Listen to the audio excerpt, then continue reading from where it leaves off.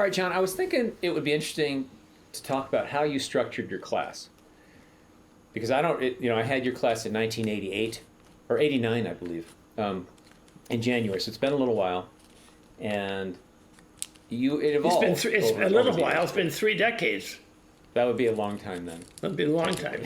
Unless you're talking about geological time, in which it's the flap of a butterfly's wing. So we're in the Paleolithic era of our friendship. We got a long way to go then. That's good thing. Damn right. I'm getting ready for the Cambrian period. Right You're now. moving backwards. I'm moving backwards.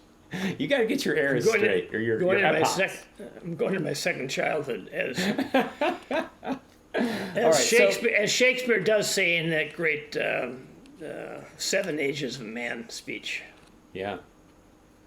Life is but a stage, and all blah blah blah. I love that, by the way. Yep. Especially the end of it. We're going to post that again. I posted that. You mentioned this once quite a while ago. I'm going to repost that. It's about the age and about what everybody goes through until you get to sans teeth, without sans teeth, sans smell, sans everything. And that's what life is all about. It's just, we're born to die. On that happy note, let's go on. Yeah, thanks for bringing that up. Especially because younger viewers of our massive audience will have absolutely no sense that this is actually going to happen to them. What viewers are you alluding to?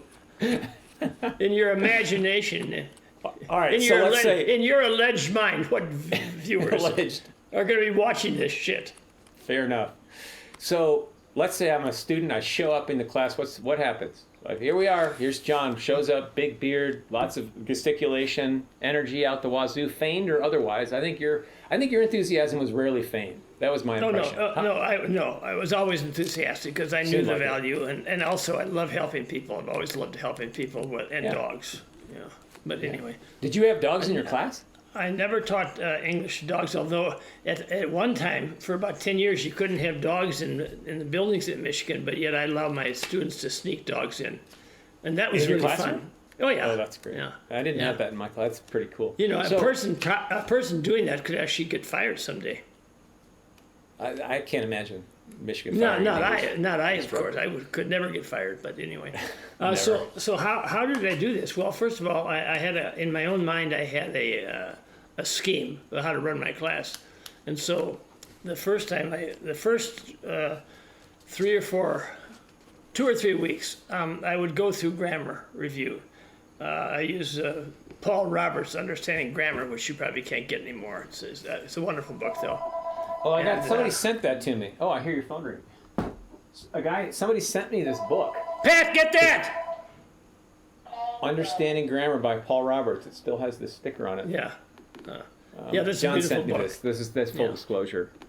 So this is what your grammar review was based on? Because you had American Heritage stuff in there too, right? I had stuff from pages 55 to 61 of the second or third edition of the American Heritage. I had permission to use it from David. I can't remember David's last name now, but he was the chief lexicographer. And I had filled out a 5 or 6 page form, and I had always had my students buy one book, and that was the American Heritage College Dictionary. Mm-hmm. They had all these usage notes in it, and they had a grammar review, which I loved. And I had to... He asked me to fill out a survey and talk about what I liked and disliked, and I did it, and I made a lot of contributions to David, and then Joe, the next guy, I can't remember his name after David left. And as an aside, we have your grammar review it's the grammar review. I mean, in your biography, in the book that I wrote about you, in the Cut Short. Yeah, but it's not the grammar review in the HD, but some parts of it are taken there. But I had permission to use it. Yeah. So several classes. You had met twice a week. The class met twice a week, right? So you'd go maybe 4 sessions. Four sessions of grammar, an hour and a half each session. At the beginning, but then also what I did the first day of class, I said, okay, now here's the way the class is going to work. We're going to build our receptive. We're going to recognize words. Now they're productive. We're not going to use these words necessarily. Vocabularies. And I said, it's fun because, I told him a story about one of my friends, a good friend of mine in grade school and high school, was a guy named Jim Bach, and he lived kitty corner from me. And he became a well-known athlete. I went to a parochial school in Madison, Wisconsin. He went to public school. And he became an All-American football player in high school, and then he became a famous kicker for St. Louis Cardinals or something. I don't know. I never followed pro sports. But anyway, there was an article about him when I was 18 years old. That'd be 1958 in the Wisconsin State Journal or the Capital Times, the two Madison newspapers. And it said, Jim Bach and the Adonis. What the hell? What's an Adonis? And so I looked it up. It's one of the first words I looked up because I didn't know what Adonis meant. And of course, I found out what Adonis was. And that described Jim quite adequately. But then over the years, when I'd find the word Adonis, it would always bring me back to my youth when I first found it. So I said, we're going to start looking up words. And I said, never, you don't have to ever use these words, but it's nice to be able to recognize them because you have a dictionary in your head when you're walking around. And so I was assigned. Yeah, go ahead. Well, Sorry. I was assigned the first day of class. I would go down the register alphabetically. And I would say, I had 1 to 30 or 1 to 15 or 1 to 18, never that small, but 1 to 22 was average. And I would say, number 1, you're going to do 2 weeks from now. That's when we started. The first 2 weeks were just talking about, bullshit and getting to know each other and telling embarrassing stories so I can. Well, and grammar too, right? The grammar piece. And the grammar, right. And so then what happened is I went backwards in the alphabet, and I said, number Z, number 22. You will bring in next week 10 words that you're reading, not in English, but from the New York Times, the Wall Street Journal, whatever you're reading, The Economist, I don't care. But I said, I want you to bring these words in write the dictionary definition down and write the sentence from which it came. And they only had to do that once or twice a semester at most. So, because I had 22 kids usually. And I'd say, write them down, there are 10 of them, and then you're gonna pronounce them or mispronounce them, and then we're going to guess what they are. Then I'll tell you what they are. If I can't really know what it is, then we'll look up in the American Heritage. Or no, we'll write the definition down. And that But the fun of this was trying to stump you. That was the game, right? Yeah. Does John know these words? I used to know a lot of words, as you well know. You still know a couple. I mean, well, I know 4 or 5. Dirty once you get words, to polysyllaby with multiple syllables, I find you having a harder time. But I mean, I don't remember you getting stumped in 1989. And my guess is that, I mean, how often in a semester would somebody bring in a word that you didn't know? I don't know, maybe, well, as in later life, 3 or 4. A term out of 10 times out of 220. So you're at a 98, 99% hit rate. Yeah, and I these did are have words a that are, yeah. And this means they're in your active. Would you say those words were in your active vocabulary because you could define them actively, or would you say that you just could define them well as I could define them well, but like for instance, one student brought in I'll never forget, and I knew all the words, but I don't know who it was, but he was trying to trick me. So he's not supposed. These are supposed to be words from the New York Times, the Wall Street Journal, etc. Not medical journal stuff, not physical, no. astrophysical telescope parts and whatever. Yeah. But he brought in. He made up a sentence. He was a good guy. He made up a sentence and tried to trick me, and the sentence was, I'll never forget it. Sesquipedalian words tend to obfuscate rather than elucidate. Right. And I looked at him and I said, why don't you just say big words tend to confuse people rather than clarify things for them? And he almost dropped his drawers.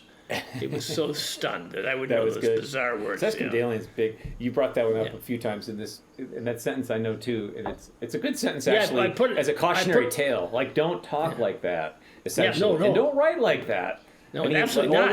Orwell's on language, right? That essay when he's like, don't use foreign words, and you use bigger words than in your novels, for example, than a lot of people, but particularly from a practical usage perspective, if you can simplify the word and convey the same meaning, then do so. I mean, that you have to agree with, even if you like adjectives more than I do and adverbs more than I do. If you can if you can convey that thought more simply, then do so. It generally speaking. So, all right. So we got the grammar. But review anyway, up front. I'm gonna go back and say I made that into sticker for my bumper at one time. Really? Yeah. It wore off. Yeah, I don't remember seeing that. That's a good bumper sticker. I don't know. That'd be a big ass bumper sticker, like across the entire bumper. Yeah. Well, it was So- small. I had a Honda Civic, but it fit Oh, there. so it went wrapped around the Civic, probably. Yeah, right. It obscured use my the rear view. doors. It wrapped around the front window, and it obscured my view on the traffic. Right in front of the driver's view shed. Exactly. So we have the grammar review up front, and you're breaking the ice along the way. You Yeah, have the assigning words and Stump John game, and then then the essays start rolling in, right? So, So what I and would the do then, every prior to every class after the third or fourth or fifth one, when we started getting essays in, and the kids really liked this because it was like stumping themselves. I would take 5 to 8 sentences from their essays, which were, wrong, because kids are really smart at Michigan. And to They're clarify, really smart. there will be one student turning in one essay per semester, and we'll get to the reviews in a minute. Well, and earlier yes. you would submit. Earlier, I think you had them submitting 2 a semester. Like when I did it, I think I wrote 2. But for years you did 1 essay per semester per student, and then that essay they would make copies of it for the entire group, right? Hand it out, and the group was to. They had reviewed it, and we'll get into that. But essentially, it was 1 essay from which you would pull 8 sentences. Yeah, or 9 or 6. Whatever it was, depend. Yeah. And then I would illustrate in their own writing the mistakes they made. And some of these mistakes were horrendous, and some of the mistakes were minor. But because of the synergistic effect, nothing's minor. You know what I And mean? you write those on the board? What would you do? Oh yeah, what I do is I'd get there. My classes, my 9 o'clock class. I never taught 9. My 11 o'clock class started at 11:10. My 1 o'clock started at 1:10, and my 2:30 started at 2:40. So I would get there at the end of the previous professor's class, because it ended on the hour. And then I would give the book to one of my students who had good handwriting, and they'd write in those 10 minutes between the end of one class and the beginning of my class, they'd write those sentences on the board. I'd leave, and then I'd come back in at the beginning of class, and we'd do the words. First of all, the words, and that was always a fun way because there were some strange words and some dirty words that people didn't know were dirty words. Like I remember one time, and this is strange. No one knew this. They brought in the word snafu, which is just a kind of a complex, confused situation.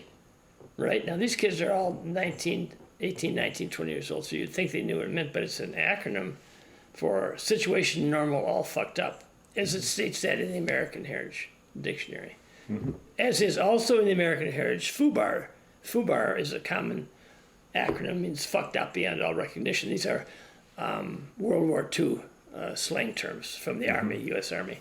But anyway, and it's funny because from the 1980s, 90s, 2000s perspective, you'd think everything was black and white back then, first of all, and nobody swore, right? I did. Besides you in the 40s when you were 0 to 10 years old, just a baby. All right, so excellent. And then you're illustrating based on their own words. And then I mentioned, so writing on the board, talking about the mistakes based on mistakes that were in an essay that these kids have all read and they've all reviewed. Oh, yeah. Right?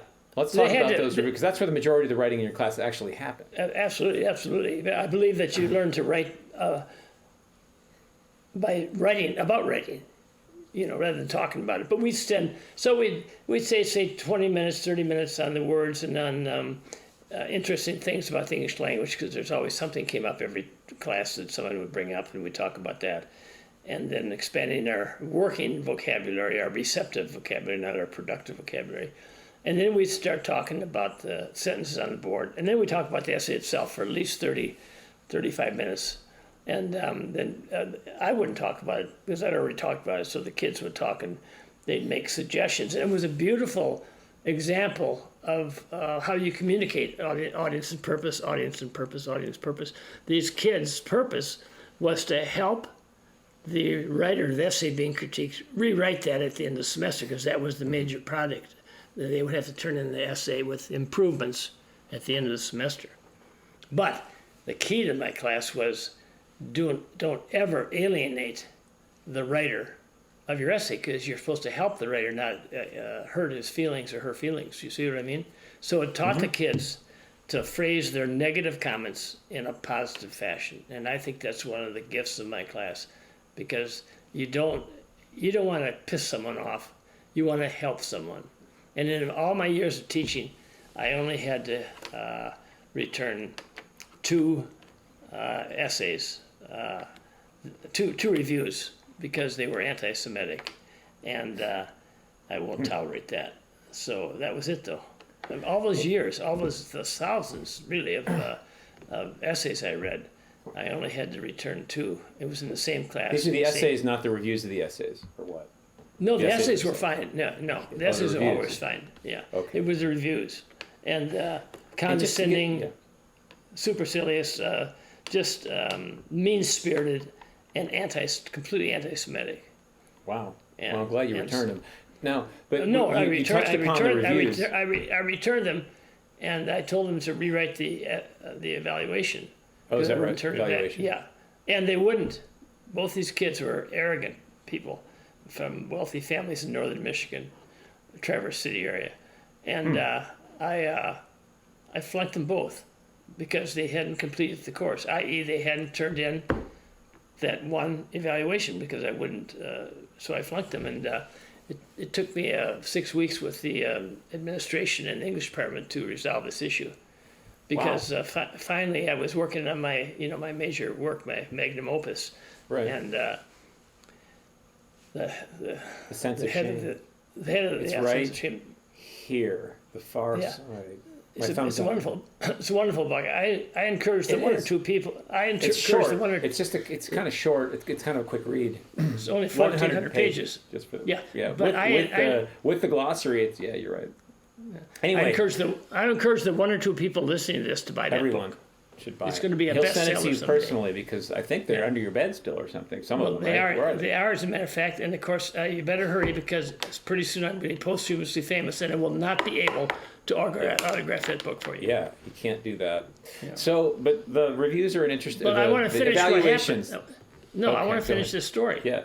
So, I didn't what, know you worked on. what happened was I flunked these 2 kids, and the grade grievance officer for the department called me in and said, there's been a complaint from someone to the Regents, because this one student's father was the Regents, yeah. One student's father was a very wealthy lawyer in northern Michigan. Anyway, it took me 6 weeks, because I was then working on A Sense of Shame, and in midsummer, that's where I write my, really devote myself to my own writing. I didn't want to do it, so I gave them a D, because they hadn't flunked, but both of them were English majors, and so in order to pass and get credit for this one class that they hit, and you were an English major, you had to get a C minus. So and I just, with much reluctance, I gave him a C minus. Okay, it's a stupid story, but it shows that there were some creeps at Michigan. Go ahead. No. So and then we'll wrap. But I do want to talk about these evaluations and the fact that the evaluations comprised the great bulk of the writing. So Absolutely, the essays were maybe 1,000 words, which would be, not terribly long essays for the most part. 800 to maybe 1,500 words on the far end. I think. Well, the maximum space and a half was 4.5, 5 pages. Yeah. As a maximum. So, and but that's some, once of course, a semester. Had, so you think, I don't have to write much for John's class. Nice to revise that. No big deal. But every single student essay that came across the transom, they were required to write a 4-page evaluation of, with minimum. I assume grammatical points minimum. And as you mentioned, there was some of them came in much longer than that. But and then it was in that process they would look at I assume writing quality. What were some of the points that you would have them look at in those evaluations, and how are those evaluations educational for not only the writer of the essay but also the writer of the evaluation?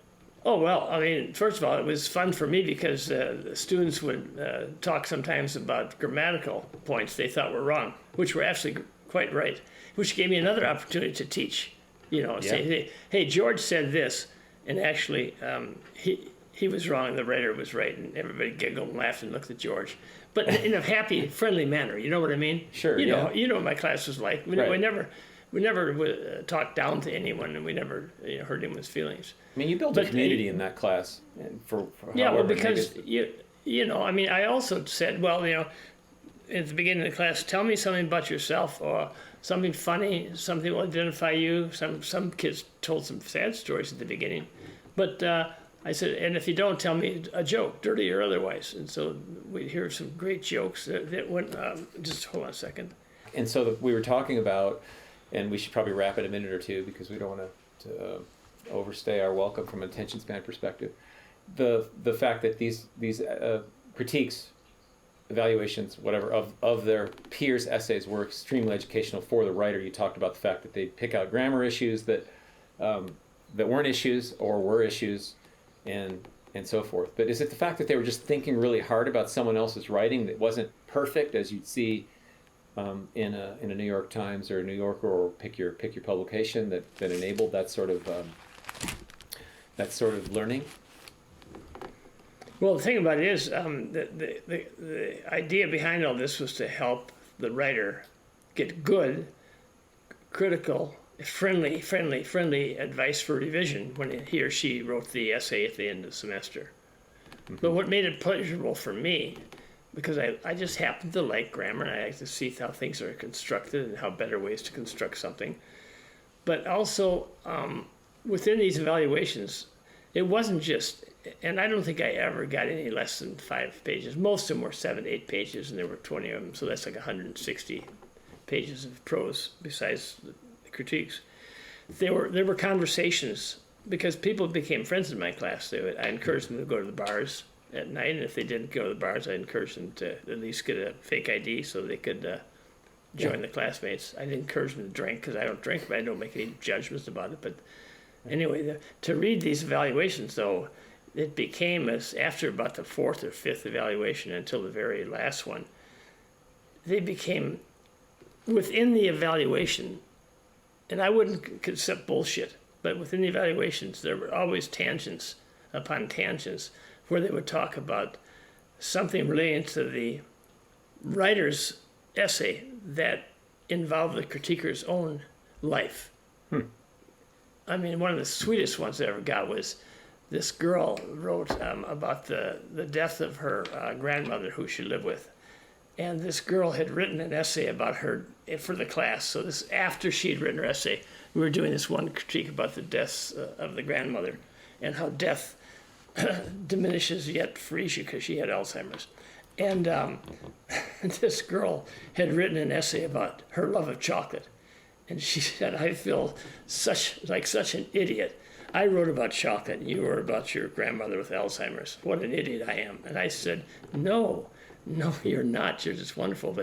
And we get these conversations within the evaluations about, boy, you were really loopy at the bar last night. I saw you dancing with Henry or something like that. And, I gotta be a part of their social life, not just their academic life. Yeah, vicariously, kind of, right? I mean, exactly, cool. Yeah. Right. Interesting. Well, that's great. Thank you for the rundown. Well, thank you for being you. Gosh, that sounds so phony. Yeah, wow. Yeah. Well, that's all I can really do. Yeah, well, you're yeah. You should just tell me to fuck off, though. It's a little more true to character, to be honest with you. I'm absolutely not going to fuck off.